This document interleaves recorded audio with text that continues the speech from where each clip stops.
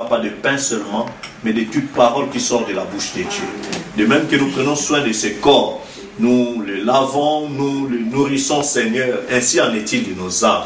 Mais comme notre âme ne peut se nourrir que de ta parole, nous venons tels que nous sommes. Là où nous avons failli tout au long de la semaine, nous avons dit, vu, entendu, fait ou agi d'une manière qui t'a déshonoré. Nous venons au pied de ta croix, dans ton trône de grâce et de miséricorde, où le sang de ton Fils unique, Jésus-Christ, était versé. Puisses-tu nous laver, car tu es le souverain sacrificateur qui peut être touché par les sentiments de nos infirmités. Nous te demandons pardon. Lave-nous par ton précieux sang. Et que ta grâce, ô Dieu bien-aimé, qui a pourvu à ce que ton amour puisse verser ton sang pour nous racheter, que ta grâce puisse nous recevoir, de nous nettoyer, nous laver, que nous puissions paraître sans tache, ni rides, ni rien de semblable. Nous voulons être totalement transformés et remplis de ton esprit pour ne plus retourner dans de vieilles choses, mais commencer une nouvelle vie avec toi. C'est pourquoi, Père, bénis, Seigneur, ces instants pour nous. Lave-nous par ton précieux sang qui est la parole que nous écouterons selon qu'il est écrit. Sanctifie-les par ta vérité, ta parole est la vérité. Que cette parole de vérité nous soit communiquée ce soir afin que nous puissions recevoir la vie. Et où est le canal, Seigneur, par lequel tu nous parleras, Seigneur. Et bénis la parole que nous allons lire, nous écouterons, afin que cette soirée soit une soirée spéciale pour nous. Et que nous puissions dire, depuis ce jour-là, quelque chose s'est passé dans ma vie. Toi qui es terrible dans l'assemblée des saints, descends et visite-nous encore. Guéris ceux qui sont malades. Délivre les captifs, Seigneur. Et selon qu'il est écrit, vous connaîtrez la vérité vous rendra libre. Et Seigneur, nous voulons totalement être libres pour t'appartenir entièrement et totalement le reste de notre vie. Et bénis cette soirée, que tout plan que l'ennemi a prévu pour déranger cette réunion d'une manière ou d'une autre, je condamne cela et détruis cela au nom du Seigneur Jésus. Amen. Mais que ta puissance, ton onction suprême descende au milieu de nous pour nous remplir de la joie de ton salut. Nous donner la ferme assurance de la grâce que nous avons reçue de ta part, afin que, Seigneur, la marche de notre vie puisse changer. Seigneur, au-delà de ça, nous avons des requêtes. Tu vois la requête derrière le cœur de chaque croyant ici présent, Seigneur. Nous savons que tu es terrible dans l'assemblée des saints. Nous savons que tu sens le cœur et le rein, que tu discernes les pensées, les intentions dans nos cœurs. Puisse descendre et nous visiter de manière spéciale pour que, Seigneur Jésus, notre départ d'ici, nous puissions être totalement transformés. Ceux qui sont entrés ici avec des fardeaux, des soucis, des difficultés, des maladies, qu'ils ressortent d'ici déchargés dans le nom du Seigneur Jésus. Amen. Et que Père éternel, le plan de l'ennemi détruit et que tes desseins viennent s'accomplir dans nos vies. Bénis ces instants, conduis-nous en toutes choses, alors que nous dédions le début et la fin de cette réunion entre tes saintes, mais quand tu es le seul qui est l'alpha et l'oméga, le commencement et la fin. Commence avec nous comme étant l'alpha, termine aussi comme étant l'oméga, et que l'honneur te soit rendu dans le nom de ton Fils Jésus-Christ. Amen. Amen. Amen. Amen. Que le Seigneur bénisse richement. Donc, vous pouvez vous asseoir. Donc, pendant que nous allons introduire les pasteurs, nous allons chanter cantique. Donc, comme je vous le disais, demain, si telle est la volonté de Dieu pour ce voyage, dont le pasteur prêchera aussi demain pour nous dire aussi au revoir. Amen. Parce qu'il est arrivé ici, c'était le 23 février. Et aujourd'hui, nous sommes quelle date? Demain, le 22. Donc lundi, le 23, il va totaliser un mois parmi nous. Et si telle est la volonté de Dieu, lundi, le 23, il va pouvoir repartir au Congo. Donc vous savez qu'il a une grande responsabilité là-bas, mais l'amour de Dieu pour la recherche des âmes dans son cœur ne cesse de penser aux âmes qui sont ici. Voilà pourquoi il est venu dans ce grand voyage missionnaire. Notre prière est que le Seigneur le bénisse richement. Amen. Amen. Ah, je n'entends pas ces amens. Amen. Ah, est-ce que vous étiez bénis durant son séjour ici? Amen. Ah, nous sommes très heureux que cela soit ici. Nous croyons que ce soir, nous serons encore bénis, n'est-ce pas? Amen. Donc, ce soir et demain, si vous êtes des retardataires des bénédictions, venez recevoir les autres bénédictions qui étaient restées dans ses bagages. Amen. Afin que nous ne puissions pas perdre cela mais que nous puissions recevoir quelque chose de spécial. Amen. Amen. Donc nous allons pouvoir chanter un message et un petit cantique pour pouvoir dire inonde mon âme, inonde mon âme, inonde mon âme. Amen. Doux Saint-Esprit, inonde mon âme. Amen. Alors que je vais inviter les pasteurs. Inonde mon âme, inonde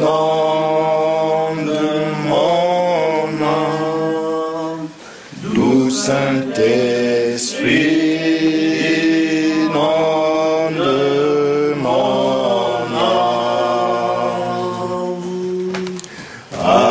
assis à tes pieds, mon repos est parfait.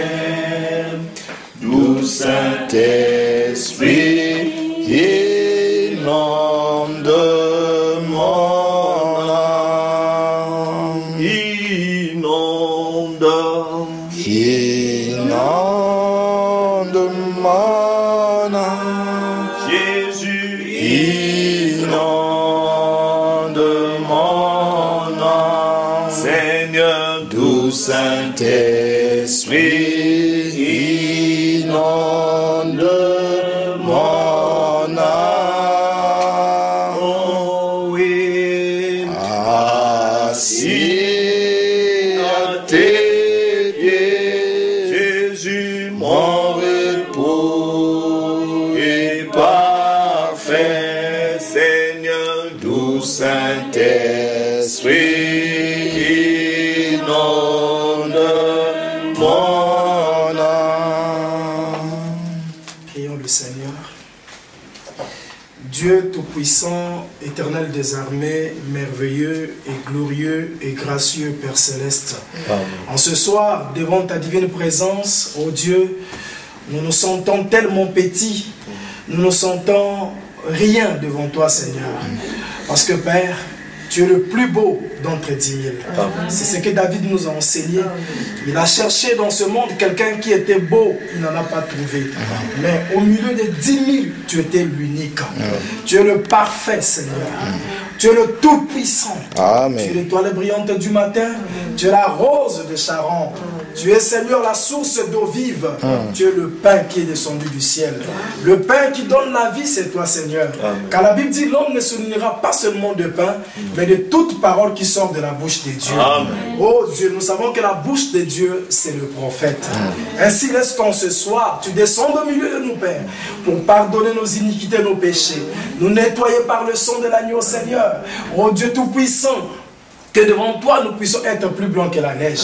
Conduis-nous, Seigneur, ô Dieu Tout-Puissant. Puisses-tu influencer nos vies, puisses-tu influencer nos êtres, Seigneur. Et que de nuit comme de jour, Père, nous puissions œuvrer pour l'avancement du royaume. Merci, Père, pour cette rencontre en ce soir. Bénis tes enfants qui sont présents ici, ceux qui sont en route, Père. Et, ô Dieu, ceux qui sont encore dans leur maison, puisses-tu mettre le poids de la parole dans leur cœur, afin qu'ils viennent à ce lieu pour t'écouter. Non pas pour voir un homme, mais pour t'écouter, toi, Jésus-Christ. Parce que, Seigneur, c'est toi qui donnes la vie. Ainsi, Père, nous allons lire ta parole. Descends en ce soir, ô Dieu. Viens oindre la bouche qui va parler, Seigneur. Mets l'homme de côté, mais que toi-même, Jésus, tu puisses descendre, Seigneur, afin de nous apporter les paroles qui donnent la vie éternelle.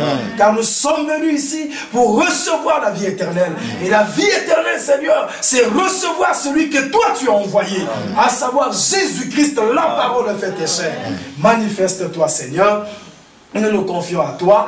Bénis Israël, ton peuple, ô Dieu. Bénis tous ceux qui sont en difficulté, dans les zones de guerre, Père. Soutiens-les. Ceux qui sont dans les hôpitaux, souffrant, abandonnés à eux-mêmes. Seigneur, interviens dans ces cas difficiles. Père éternel, tu restes notre Père et tu ne peux jamais nous abandonner. Voilà pourquoi nous t'appelons d'inonder nos âmes en ce soir. Si tu puis inonder nos âmes, Seigneur, nous croyons que notre coupe va déborder. Car David a dit, ma coupe déborde. Si David l'a dit sans le Saint-Esprit, Saint-Esprit. Que dirons-nous en ce soir? Dans l'âge où le Saint-Esprit est descendu dans sa plénitude, visite-nous d'une manière spéciale et que les malades soient guéris au nom de Jésus-Christ. Ceux qui ont des problèmes trouvent solution au nom de Jésus-Christ. Et que tous ceux, oh Dieu Tout-Puissant, qui sont stressés, qui ont des cœurs troublés, puissent trouver la paix auprès de toi, Jésus-Christ. Accorde-nous cela par ta grâce, dans le nom tout suffisant, le nom merveilleux, le nom qui est au-dessus de tout le nom, de celui qui est notre Dieu et Sauveur, Jésus-Christ. J'ai ainsi prié. Amen. Amen. Que le Seigneur vous bénisse. Amen. Que le Seigneur vous bénisse. Amen. Que le Seigneur vous bénisse. Amen. Que Dieu vous comble. Amen. Je n'entends rien. Si le pasteur Josué écoutait. Que Dieu vous bénisse. Amen. À peu près. Que l'Éternel nous remplisse en ce soir. Amen. Ok. Nous nous mettons debout pour la lecture de la parole. Quand nous répondons ainsi, le ciel est dans la joie. Amen. Et prenez avec moi dans le livre des Éphésiens, dans le Nouveau Testament. Éphésiens au chapitre 2, verset 19.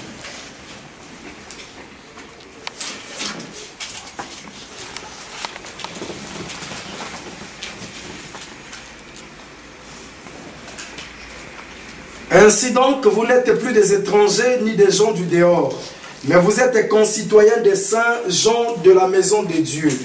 Vous avez été édifiés sur le fondement des apôtres et des prophètes, Jésus-Christ lui-même étant la pierre angulaire. En lui, tout l'édifice bien coordonné s'élève pour être un temple saint dans le Seigneur. En lui, vous êtes aussi édifiés pour être une habitation de Dieu en esprit. Nous prenons 1 Corinthiens au chapitre 3. 1 Corinthiens chapitre 3, verset 9.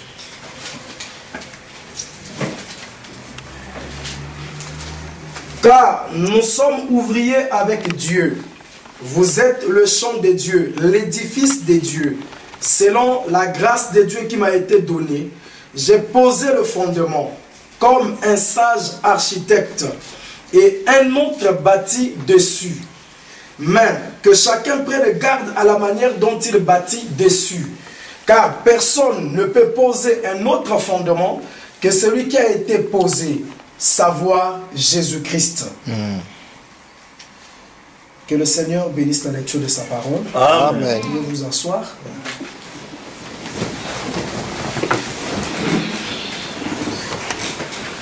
Le pasteur a dit tout à l'heure que je vais partir lundi, si c'est là la volonté du Seigneur.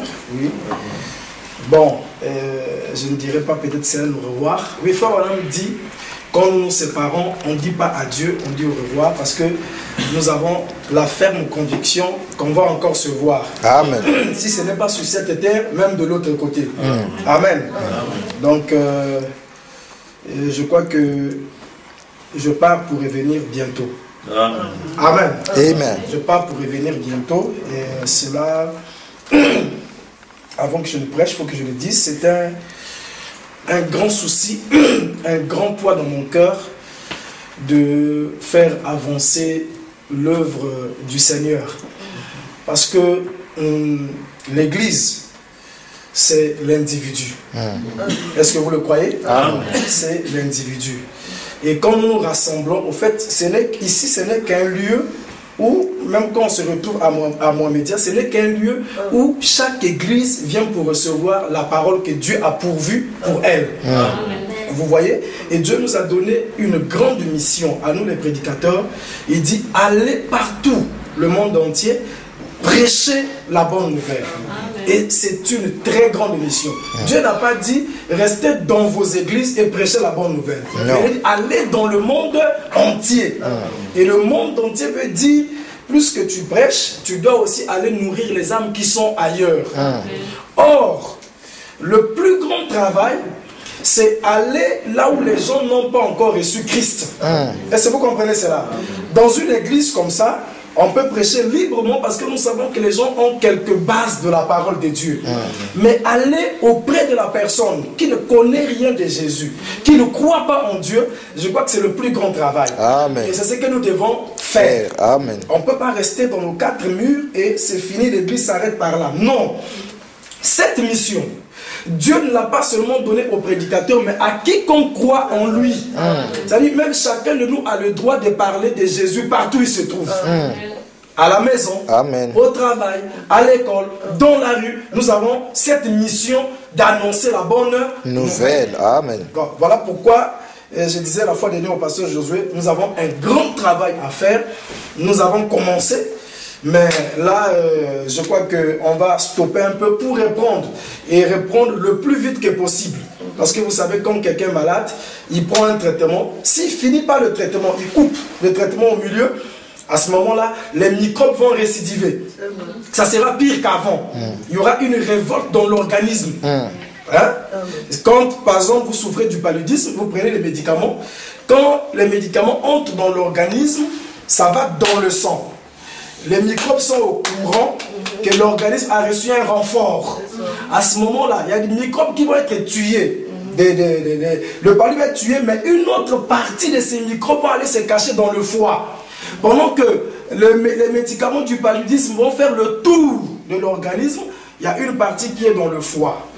Et quand ils vont sentir quelques temps après, puisqu'il ne peut pas durer dans le foie, il doit vivre dans le sang, quand ils vont sortir, si tu n'as pas fini ton traitement, l'effet là va terminer, il va encore revenir, tu vas faire une rechute. Mais si tu termines le traitement, comme il ne peut pas durer dans le foie de l'homme, ils doivent sortir. Quand ils vont sortir dans l'organe appelé foie, à ce moment-là, ils vont être encore atteints et terminés. Le paludisme va quitter ton corps. Donc c'est la même chose. Quand nous commençons un travail, si nous abandonnons les gens, à ce moment-là, ils vont repartir dans les choses qu'ils ont abandonnées. Et leur condition sera pire qu'avant. Amen. Vrai ou faux? Amen. Donc, je prie Dieu qui nous donne les moyens nécessaires. Nous avons secoué encore Marrakech et Fès aussi, et Tanger aussi, où les gens vraiment sont très intéressés d'écouter la parole de Dieu. Ils nous ont supplié de revenir. Et je pensais qu'on pouvait faire encore notre programme, mais on est limité par le temps. Tout ce qu'on peut faire, c'est de prier pour eux. Et déjà à Tanger, on nous a proposé un endroit pour la prière.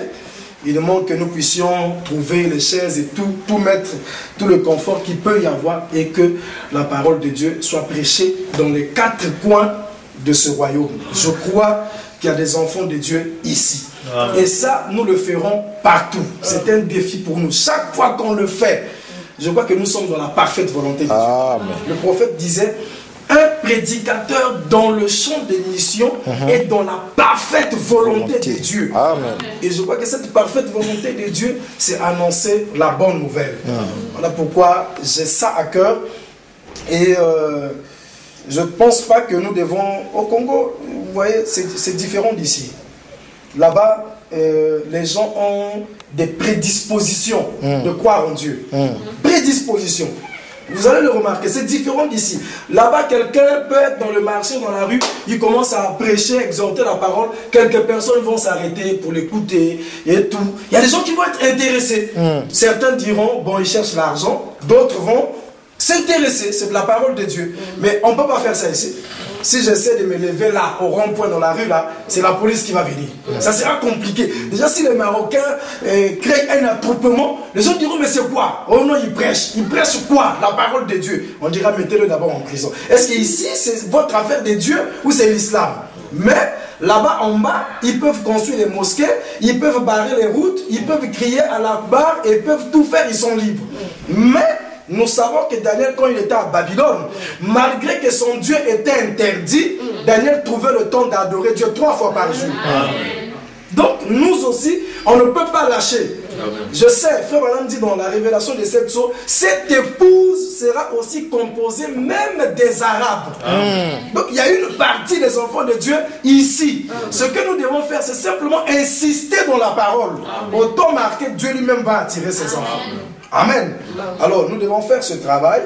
Et voilà pourquoi j'ai dit que je pars pour revenir et nous allons continuer à travailler. On mettra tous les moyens en jeu. Tout ce que Dieu peut nous donner, on va mettre cela en avant pour que quelque chose puisse naître encore dans les autres villes et aider le travail que les hommes de Dieu font ici, parce que c'est vraiment difficile. C'est pas dans un désert, mais je crois que Dieu pourvoira. Il pourvoira. Donc si c'est sa volonté, certainement dans un mois et demi, je vais revenir. Et je crois que nous passerons encore des bons moments. Amen. Parce que ici je me sens chez moi. Amen. Amen. Je me sens vraiment chez moi, je ne suis pas étranger. Donc même dire au revoir, là pour moi c'est pas un au revoir. Hein, c'est que considérer, c'est comme si je fais un tour à Marrakech pour revenir. Hein, ôter l'image du Congo là, j'ai fait un tour quelque part et je reviens. Amen. Et après ici je crois que je passerai 2 ou 3 semaines pour aller, je vais repartir au Cap-Vert parce que j'avais laissé aussi quelque chose là-bas et pour aller secouer encore, et je crois que le Seigneur nous aidera. Amen. Après le Cap-Vert, je veux aller en Djibouti parce que là-bas il n'y a pas le message. Je parlais avec les frères de Jeffersonville et je crois que je repasserai, donc je quitte le Cap-Vert, je reviens pour aller en Djibouti et commencer quelque chose là-bas par la grâce de Dieu. Parce qu'on doit défier ces hommes-là. Quand vous avez Dieu, n'ayez pas peur. Amen. Amen. Ne craignez rien.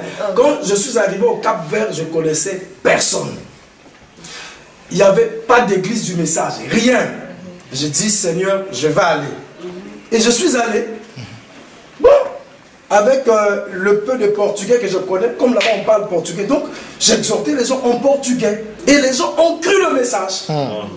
Pour la première fois, Malachie 4 a été prêché dans les rues de Praille. Et je dis, Seigneur, merci parce que tu as guidé mes pas. Amen. Oui, donc n'ayez peur de rien. Quand Dieu vous envoie, croyez que lui-même est avec vous. Amen. Quand Dieu avait envoyé Moïse, c'est lui-même qui était dans Moïse. Ben, c'est notre incrédulité, c'est la peur qui fait que nous ne puissions pas aller de l'avant. Amen. Amen. Et je crois que le Seigneur nous fera grâce. Le croyez-vous? Amen.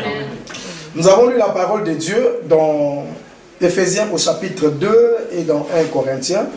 Je voulais parler ce soir sur le fondement de notre foi. C'est ça le titre de ma prédication et on va commencer pour continuer demain. Est-ce que vous êtes fatigué? Non.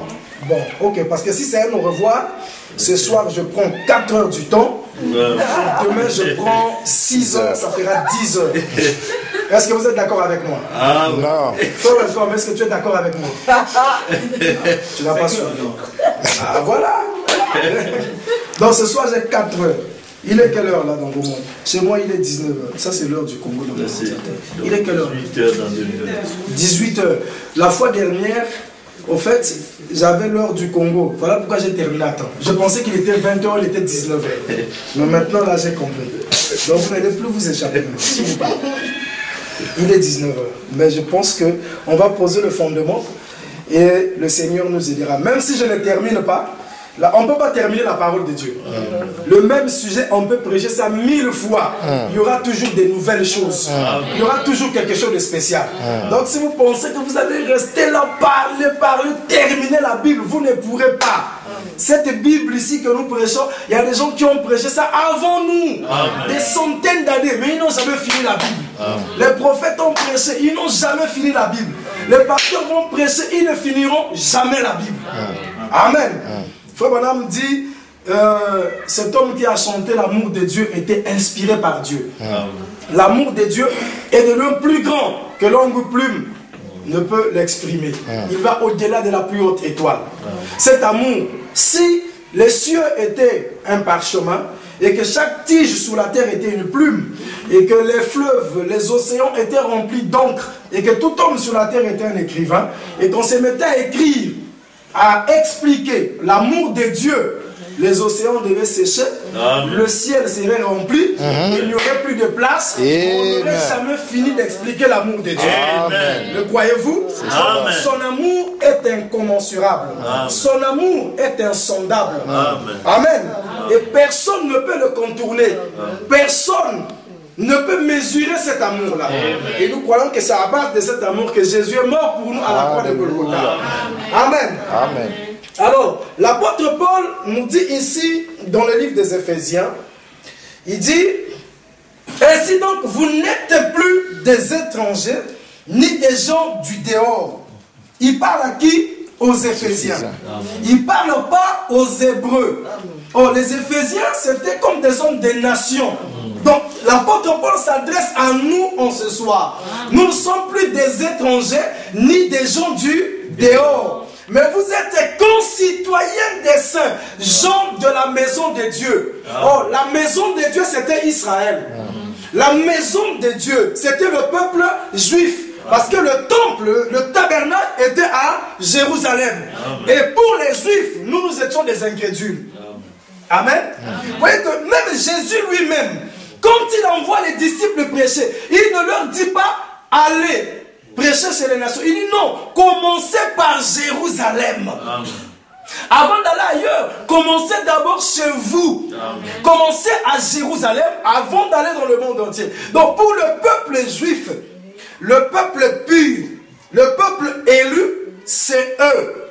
Mais quand l'apôtre Paul vient, lui qui est l'apôtre des nations, étant juif, il vient chez nous les nations pour nous annoncer l'évangile. Certainement il y a eu opposition. Nous les hommes des nations, on a dit non, Dieu ne nous aime pas. Il aime Israël. Tout ce qui est bien, c'est pour les Juifs.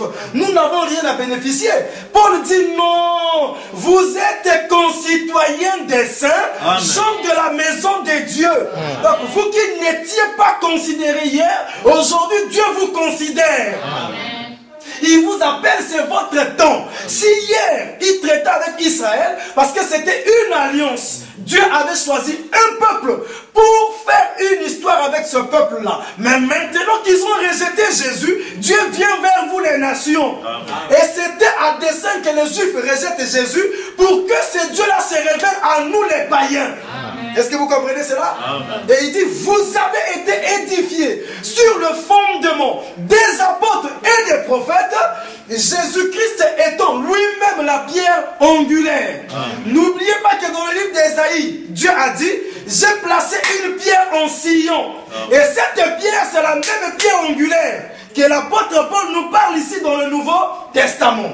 Mais nous avons été édifiés sur le fondement des apôtres et des prophètes, Jésus-Christ lui-même étant la pierre angulaire. C'est que notre fondement, le fondement de notre foi, est placé sur les apôtres et les prophètes. Est-ce que vous comprenez cela? Amen. Nous parlons sur le fondement de notre foi. L'apôtre Paul dit, vous avez été édifiés sur le fondement des apôtres et des prophètes. Jésus-Christ étant la pierre angulaire. Amen. Oh, qu'est-ce que la foi? La Bible dit dans Hébreux 11, la foi est une ferme assurance des choses qu'on espère et une démonstration de celles qu'on ne voit pas. Amen. Dans la pyramide des âges, dans la pyramide, nous savons que la foi, c'est la première vertu. Donc, chaque chose doit se reposer sur la foi. Mais quand je parle du fondement de la foi, c'est que la foi ici, elle-même, doit aussi avoir un fondement. Amen. Donc, quand nous avons la pyramide, nous regardons directement à la foi. Mais ce soir, nous devons regarder qu'est-ce qui est au-delà de la foi. Qu'est-ce qui soutient la foi. Est-ce que vous comprenez cela? Amen. La foi est la première vertu. Mais je dirais il y a une autre vertu invisible qui soutient toute la pyramide. Il y a un socle. Frère Branham me dit, quand vous voulez construire une maison, cette maison doit avoir une fondation. S'il n'y a pas de fondation, la maison va s'écrouler un jour. Mais pour qu'il y ait une fondation, si on veut construire une maison d'étage, on doit premièrement avoir le plan. Quand l'architecte fait le plan, on trouve des maçons, on creuse selon une certaine profondeur. On met les longrines. Et après, on met le béton de propriété et on commence à couler le fondement. La fondation selon un certain dosage. Tout dépend de la hauteur de l'immeuble. Vous ne pouvez pas construire une maison d'étage s'il n'y a pas de longrine, s'il n'y a pas une fondation. Et il faut qu'il y ait des poutres. Vous savez pourquoi on met les fers quand on met la natte en fer? En fait, le poids de la maison n'est pas supporté par les murs ici, c'est le fer.